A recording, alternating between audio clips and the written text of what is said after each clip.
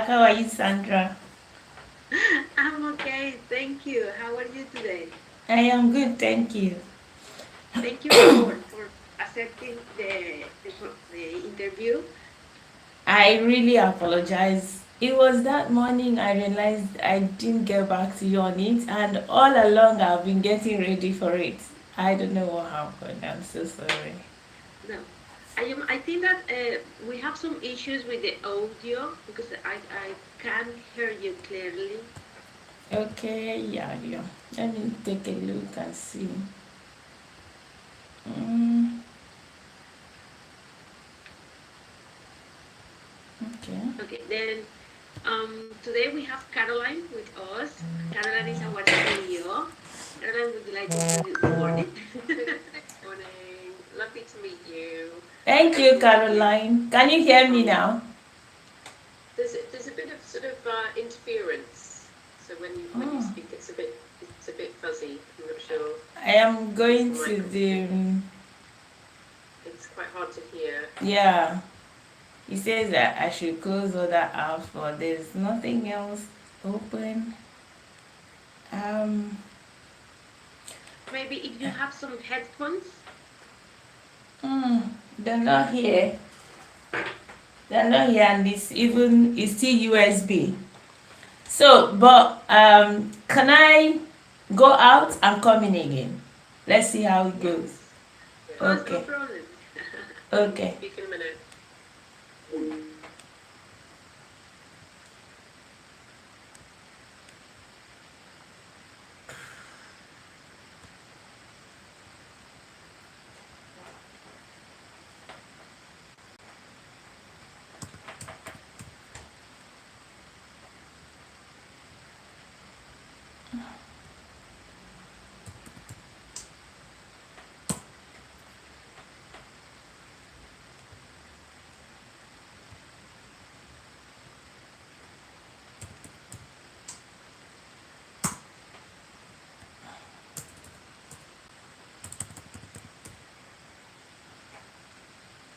Oh my God.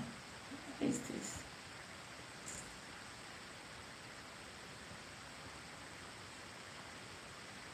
Sorry.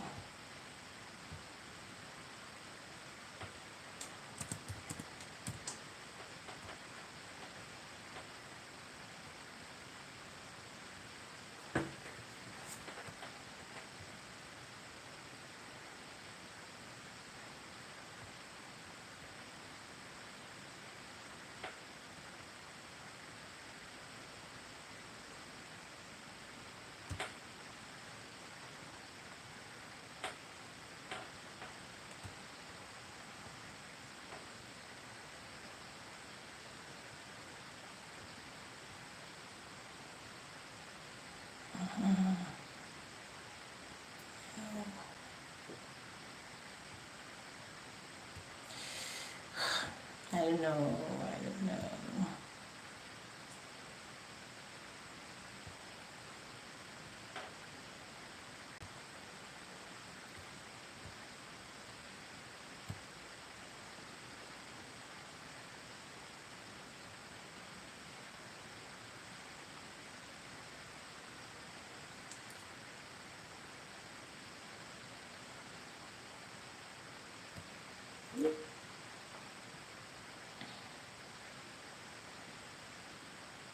But so the second one might come out a bit early, maybe. Yeah. Fingers crossed. Can you hear me now?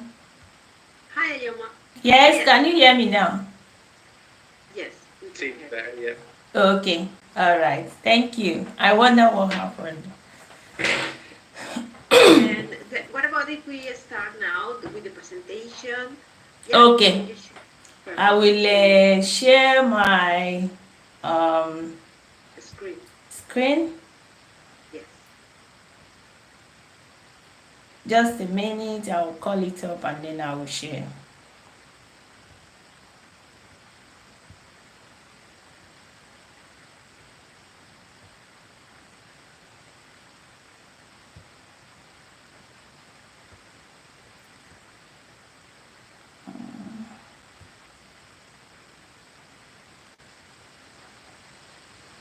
Do you know how to share it? Yeah, of course. Um, just a minute. I know how to share it, but I'm trying to find it. I've opened it here. In the top, Yeah. right on the screen, you have the share. You have an arrow that says share. Yeah, I know how to share it. Let me just bring it up.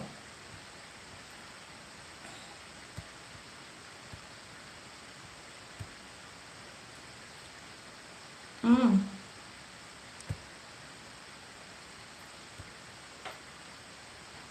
Yeah. Can you see my screen now? Yes. Okay, I'll put it in the presentation mode. You can see it, right? If you can please talk a little bit louder because I can hear you, but it's quite like away. Okay, can you hear me now? Yes. Yeah, I'll keep my voice a little bit one notch up. Excellent. Thank you so much. Then for this exercise, just think that Caroline, Clark, and myself, we are the chefs. It's the first time that you go to the room, and it's the first time that you are gonna Okay. see us. Okay, thank you. Okay, I will start now. Hello, ladies and gentlemen. I hope you've had a wonderful morning so far. I hope the weather is good, the office is good, everyone is on a high note. Today we are going to look into healthy eating on a budget. As we all know, all fingers are not equal. And today, because we are looking at people who we cater for, that most of them planned it ahead, well ahead. And then it saves you time. And it ensures that your food is nutritionally balanced, because each time you bring out time to think about what you eat, of course, you will think about the constituents, what and what is going to be included. And by doing this, you are broadening your mind to capture things that probably is not there at that minute. So in meal planning, we know that it reduces waste by you knowing what to cook, and by you not, putting hands everywhere, trying to think, trying to, sometimes you may want to eat something and the ingredients are not there. So if you plan ahead, you would have made the ingredients available. So how do we support these individuals to have affordable grocery and shop according to their own budgets and not just what is on the shelf? We know that in most of the grocery shops, there are things like discounts, there are things like coupons, there are things like just like when products are getting to the end of their shelf life. These are always things that the shops tend to bring down their prices so that it can go as quickly as possible. So if one is low on budget, it is a very important strategy that these persons should look out for when all these discounts are in place. So when we enter a shop for these individuals, we make sure that we try to look out for discounts. We try to look out for those that are on sales. Sometimes they are seasonal products, sometimes they are just products out of going down their shelf lives. So this is one way of ensuring that the much you have can get you at least something that will go a long way. And when you enter a shop, you don't just pick the first thing that pops in your face. Try to look at the prices, compare prices. Like I personally am going to use this scenario where I used to shop in a particular shop. You all know that it is not very good to mention labels when you are doing such this kind of training. But I used to shop in a particular shop, and I realized that for 2 weeks supply or even a week supply, I'll be spending up to 130, up to 120 on my food supply. But when I discovered another shop, I could get the same food, the same amount of supplies for as low as 70 to 80 pounds. So think about if you are very low on budget. I know you would have already said, you would have already compared in your mind which of these shops you will be happy to shop in. So it's also good to start comparing prices, not just at the level of the shops, but at the level of the aisles. When you are in the shop, when you are looking at the aisles, try to check, is this product offering me the same as this? I used to buy a strawberry jam for 2.5, and I saw another strawberry jam of the same. In fact, it even turned out to be better than the other, and I was buying it for 1.5. Think about if you are very low on budget, which one would you go for? As long as they offer you the same nutritional value, I would rather go for the one that saves me some money. So these are what you have to put at the back of your mind when you are shopping for the population we care for. Now, another thing that helps people to save is buying in bulk. I have discovered that there are shops that when you buy in bulk, you could save money, even though starting off, registering in that shop is a bit expensive. But on the long run, you realize that you will be saving yourself lots of money. So if it means that initial investment, you will realize that as time goes on, because you are buying in bulk, you're saving yourself some money. And even when you cannot afford to buy in that particular shop, if you are buying in the everyday shops, if you buy 2, 3, 4 packs in a day, even though at the checkpoint most shops will usually just check it one, but it saves you money, it saves you time. Like when you have to keep going back and forth and buying, that is one. But the other one is things like grains, beans, nuts. When they come in bigger bags, you would be buying like 20 kg rice, you buy like maybe 20 pounds. But I tell you, if you're buying like 1 kg rice, you're buying it almost at 1.5 or 2 pounds. This is just an example. So if you're, pardon me, if you're buying supplies for your family, for our people we cater for, you have to think about these things and learn to buy in bulk. But this is also based on affordability. Do you have the money at that time? Is it available? Is the means available? If these things are available, I tell you, it is always better to buy in bulk. Now, let us get down to when we are inside the kitchen. What do you do in the kitchen? You prepare the meals, you prepare them before cooking and then cooking and serving. As chefs and as nutritionists, we all know that how you prepare food can affect their nutritional contents. So if you are buying a particular kind of food and you are getting a certain level of nutrients, the way you prepare it can make you have more nutrients from the same quantity that the other person would have prepared and gotten less quantity of nutrients. So let us look at some of the techniques you can apply that could impact or improve the nutritional contents of the food we prepare. So one is that when you steam vegetables. I'm so sorry. I'm so sorry to interrupt you. I just raised the hand. I'm not sure if you can see it. No, I can't see because I'm sharing. So sorry. We don't see the slides. Like we just have the first slide. Are you on our serious? screen. Yes. I don't Oh, know if it's. okay. Let me stop sharing and I have stopped sharing. But you were hearing what I was saying, right? Were you hearing me? Yeah, we can hear you fine, yeah. It Okay. just wasn't moving the picture. Oh, the slides were not moving. I wonder what the problem is. My internet is good. Okay. Oh, I'm so sorry. I don't know what's going on. I have been sharing this, and I usually don't have. Okay, let me see. Can you hear me now? Can you see it now? Yes.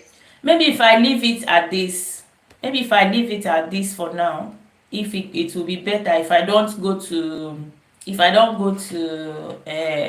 PowerPoint mode.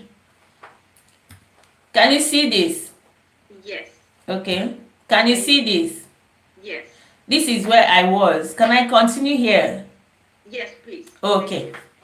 So, as we were saying, cooking techniques can greatly impact on nutrients and flavor.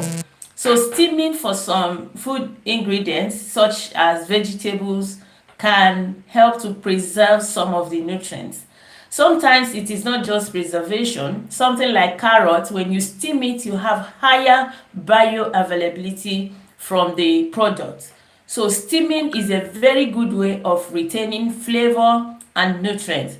And be careful when you're steaming, do not allow too much of the liquid to strip, because by stripping the liquid again, you are losing the nutrients. And then roasting. Roasting is a good way to enhance natural sweetness. Caramelization may not always be the best kind of nutrition, but it also improves acceptability and palatability. Salting can be a good way to make vegetables, very palatable and still retain much of its nutrients. Then we come to stir frying. Stir frying is a very healthy way of preparing meals, especially vegetables. But here one has to be very particular about the kind of oil. A lot of people tend to use butter kind of oil. Butter is good. Then it's not always good to use too much of the oil here, unless you want to now turn it to deep frying. In this instance, this is what we are now not so much recommending.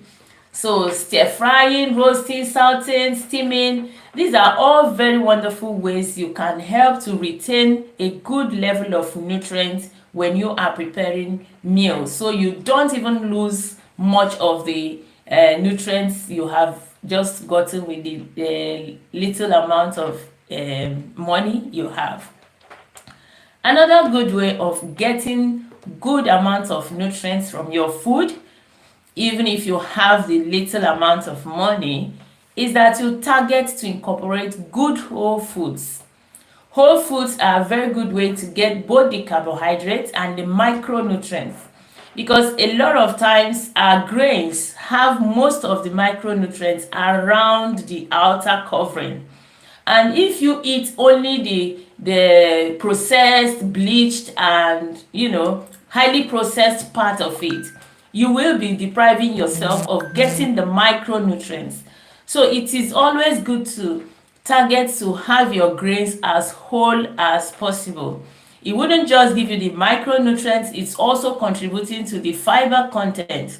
And the fiber content we know already is very good for the guts. What good is it that you eat all the good food and you are not comfortable, your guts are not comfortable? So with paying attention to the nutritional components and how you feel after eating are also very good way of paying attention to your diet. So foods that we target to have as whole meals are usually fruits and vegetables. We have whole grains, nuts and seeds, legumes.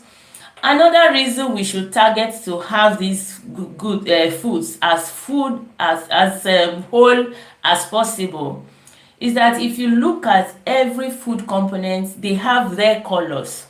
These colors are things that represent the phytochemicals. The phytochemicals are naturally put into foods by nature. We didn't do it.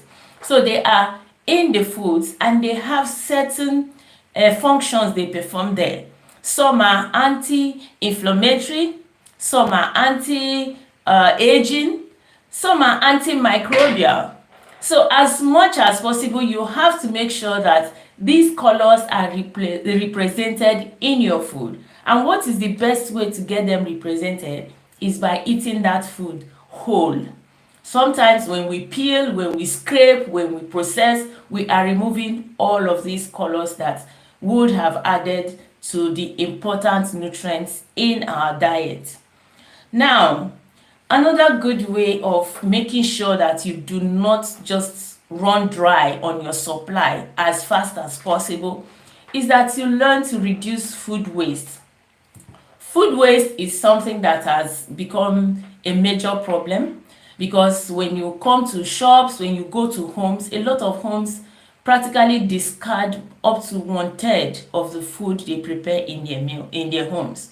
So if you plan your meal properly, this is involving knowing the number of people that will eat the food, knowing the ingredients that will be enough for what you are cooking and not just in excess, knowing what to cook at a particular time. It helps you to reduce, the leftover that will be in that particular meal. Now, let us go to storing food properly. We all know that certain foods, when you store them in the fridge, they get spoiled. And certain foods, when you store them in the freezer, they get spoiled. We know that the right temperature of a fridge will also affect the shelf life of the food you store in them. So in order to get your food in the best state, having the best nutrients and not contaminated, you ensure that your fridge and your freezer are in the right temperatures and in the right states, because sometimes something like milk, for instance, if you store them in anything that that is exposed, milk is a particular food that is good at absorbing flavor from foods around them. So in order to make sure that you retain all the properties of your food, cover them, put them in the right temperature. So if you put a food in your fridge yesterday, if you need to eat it in 2 days time, if you bring it out, warm it, you will still be able to use it. And this is a very good way of reducing food waste. Also, certain vegetables, if they are not properly prepared and you store them in the freezer, you have lost them. And in that way, you are wasting the little money you have to feed yourself and your family or our people. So you also learn to repurpose leftovers. Leftovers are food that remains after eating. Sometimes a lot of people feel that disposing of leftovers is a way to show that maybe class or something. But I tell you, if you are feeding people who are on a budget, practically nothing has to be destroyed as long as they can be repurposed. Repurposing, as we see here, is it can be different from recycling. Repurposing is that if you probably made a certain dish for its own yesterday, tomorrow you can add things like stock to eat, or you can add things like meat to eat. Let's say you made a potato dish yesterday. You can salter a few pieces of meat or add some stock and turn it into another kind of dish tomorrow. So in that sense, you have not disposed the leftover and you have repurposed it in a way that it's even a fresh food altogether. You can make new dishes, you can blend it to soup, stews, or make it into a salad. Another way you can preserve your food is by composting. Instead of just throwing food away, you can make a good compost, and good compost is a good way to recycle the food for it to be able to grow another food for you. Today we know that you do not need to have a vast land to have a garden. You can grow your pepper, your tomatoes in just a pot around your house, even on the windowsill of your kitchen. So in this instance, if you can just put your food remnants, organic food remnants, into a container, find a place to put them together and deposit them around the plants you are planting. It's a way to help to make it to grow another food for you. In that case, it is not entirely wasted. Now, having looked at so many ways we reduce food waste and repurpose leftovers, there is also the aspect of snacking. We know that from time to time, we don't just live on regular meals. Sometimes we need to snack in between meals. This is because at some points between meals, you might need another burst of energy. Now, if I should take you back to the last slide, you can actually repurpose your salad of last night as a snack of tomorrow. So if you made salad with vegetable that probably are not cut too small, the next day you can actually use a dip and turn it into a snack. Your midday snack can be your salad of yesterday with a dip. Then another very healthy way of having a snack on budget is using a fresh fruits, or you can also use nuts and seeds. We know that these are good supply of energy, vitamins, and it can keep you going until the next meal, or even when you want to skip a meal. Sometimes if you skip a meal, a good a quantity of nuts and seeds can actually keep you going until whenever you get into the next meal. So these are good ways of snacking. You don't just go eating empty calories. We know that some of the snacks on the shelves can be empty calories. When they are too sugary, when they are too processed, they are just going to fill up your stomach, but they are not going to last as long as you want them to, and they may not even be the best for your health. Talk about seeds, for instance. If you eating them whole, you are sure of regular and subsequent, like, small supply of energy as they are breaking down in a longer period of time. But if you eat something like biscuit, for instance, you are sure to get hungry in the very nearest time, maybe before the meal is around. So you might need to eat more to keep you going, and then you are still getting less of the nutrients. So if you are on a budget and you want to, keep the tummy calm for longer, please consider snacking on things like fruit, nuts and seeds. If you are repurposing your leftover food, you could snack on veggie dips, and you can also snack on fresh fruits. They offer you a lot of fiber, and do not forget hydration. They offer you a lot of liquid also that goes into your system to keep you hydrated. Now, we are going to look at what we have covered so far, and know what it is we are taking away from this session. So on this session, we have talked about how you achieve good feeding on a budget, and we are saying that it is very possible. You do not have to starve just because you do not have as much resources as you feel you need. You do not have to starve if you plan, if you make smart choices, and if you focus on whole foods. When you apply these strategies, you will be having lots of food. Even if they are not lots, when you have a food, you know you are getting all the nutrients that the food has to offer. And when you have to shop, you also know that you have to take advantage of things happening in the shop that are not necessarily by you. These are already in place, but you need to learn how to take advantage of them. When you cook with intention to maximize nutrition, and incorporate whole foods, fruits, vegetables, not just because of the color, because of the phytochemicals, because of the nutritional content. And then you also reduce food waste. Do not waste the little you have. Make them more useful, either by repurposing, using them to replant as compost. And then, like we said, healthy snacking can go a very long way.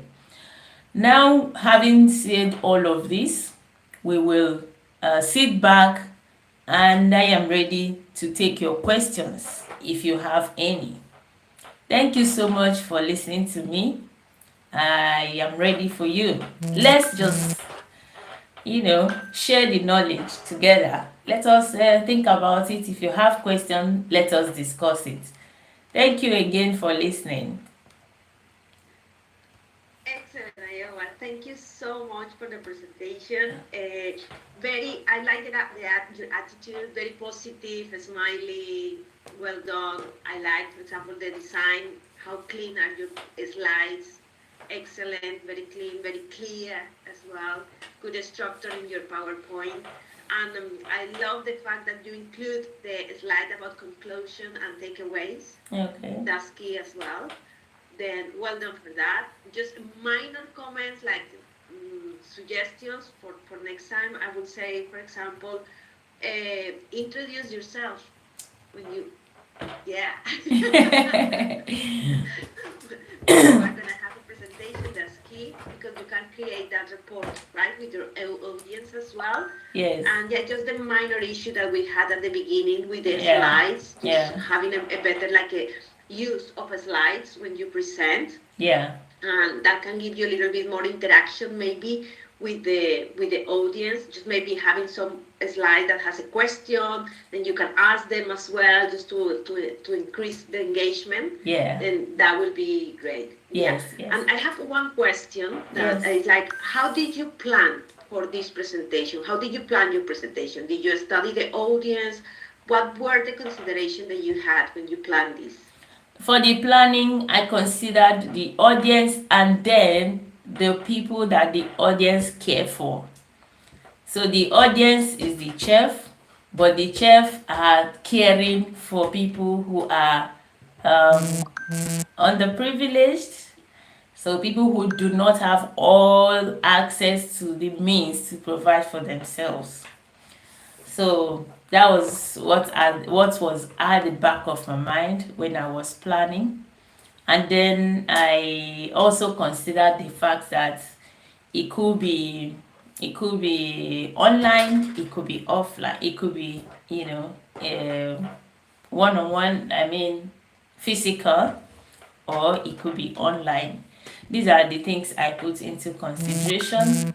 And I also looked at level of education of my audience, or maybe not education generally, but level of familiarity with the topic. So as chef, I know that they are familiar with a lot of nutritional concepts and terminologies. So I wasn't going to be afraid of using them. And yeah, those are the things I considered in my planning. Thank you, Ayo. Caroline Clark, any feedback?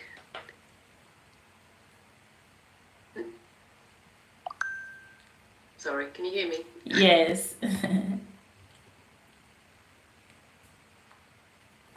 You are mute. Can you hear me now? Yes. Okay, great. Sorry about that. Yeah, just be mindful of timekeeping. So I guess though it was longer than I think the brief. Yes. And just be another tip would be just to maybe, you talked about that you were considering what the level of understanding and knowledge was for the audience, but maybe even as an upfront, have a quick ask about what people want to get out of it, anything specific that they want to cover, so you can weave that in as well. Okay. And it might have been good to just think about how they can make adaptations as well. So at our Health Eating on a Budget and also our community meals, it's quite diverse groups, and Yes. what we like to do is make sure that people have an understanding of how they can adapt meals that are familiar to them but make them healthier. Yes. And just understanding sort of cultural differences, any dietary requirements, health conditions, that sort of thing that they need to be also mindful of, and how that will influence what they make in their community meals, but also how they work with the health eating on a budget Yeah. participant. Thank you, Caroline.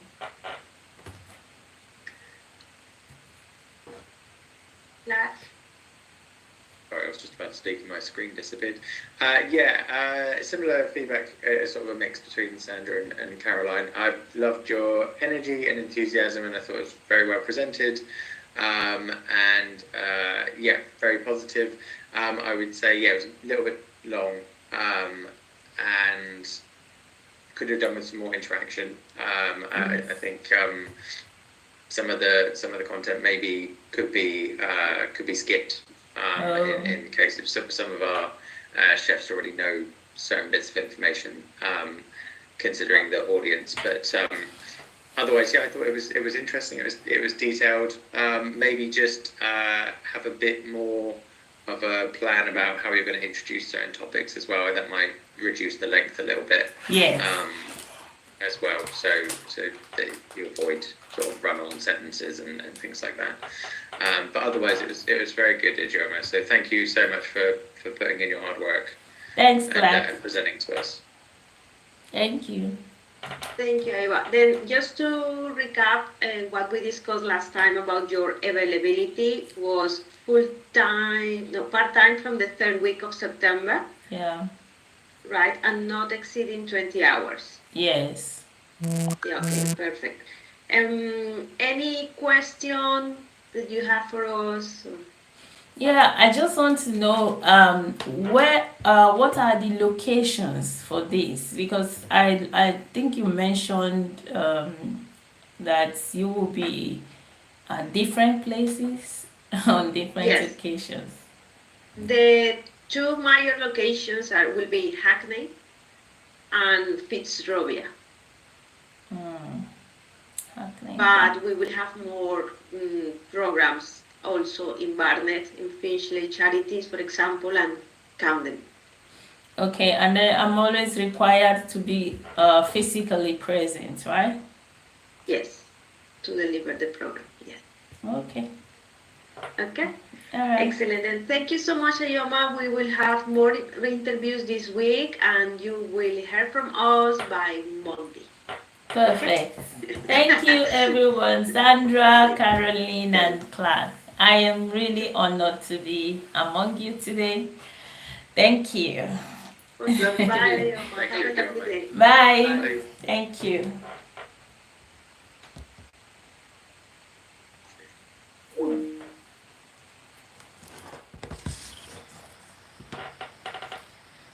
Needy. Okay, I don't know what you don't like about my behavior. I just needed my people to listen to my presentation. It was a presentation on eating healthy on a budget. So you don't need to have all the money to be able to eat well. To feed well, you just need a few strategies. Do not waste your food.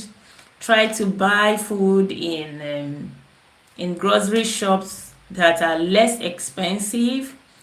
And when you get to the grocery shops, make good use of your discounts make good use of discounts, make good use of seasonal sales, make good use of more affordable options. I just finished the presentation, and I thank all of you for sticking with me. Needy, you are from India. You are not a bad person. India is not bad. Needy, I use Insta. The captain.